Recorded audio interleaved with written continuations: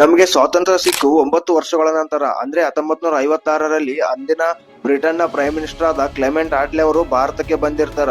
ಬಂದಾಗ ಕಲ್ಕತ್ತಾದ ಗವರ್ನರ್ ಆದ ಪಿ.ಬಿ. ಚಕ್ರವರ್ತಿ ಅವರನ್ನು ಭೇಟಿ ಆಗಿರುತ್ತಾರೆ. ಆಗ ಪಿ.ಬಿ. ಚಕ್ರವರ್ತಿ ಅವರು ಕೇಳಿದ್ರು ಬ್ರಿಟಿಷರು ಭಾರತ ಬಿಟ್ಟೋಗಲು ಮೇನ್ ರೀಸನ್ ಏನಂತ.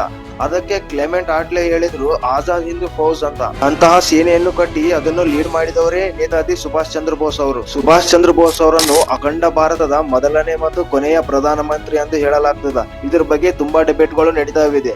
ಆದ್ರೆ ಅವರು ಪ್ರಧಾನಮಂತ್ರಿ ಹೇಗೆ ಎಂದು ಹೇಳ್ತಾ ಹೋಗ್ತೀನಿ ನೋಡಿ. 1942ರಲ್ಲಿ ಜಪಾನಿನ ಸಹಾಯದೊಂದಿಗೆ ಸಿಂಗಾಪುರದಲ್ಲಿ ಆಜಾದ್ ಹಿಂದ್ ಫೌಜ್ ಅನ್ನು ಸುಭಾಷ್ ಚಂದ್ರ ಬೋಸ್ ಅವರು ಸ್ಥಾಪಿಸ್ತಾರ. ಇವರ ಮೇನ್ ಉದ್ದೇಶ ಏನಿರ್ತದಂದ್ರ ಈ ಸೇನೆಲಿಂದ ಭಾರತದ ಮೇಲೆ ದಾಳಿ ಮಾಡಿ ಬ್ರಿಟಿಷರಿಂದ ಭಾರತಕ್ಕೆ ಸ್ವಾತಂತ್ರ್ಯ ಕೊಡಿಸಬೇಕಂತ.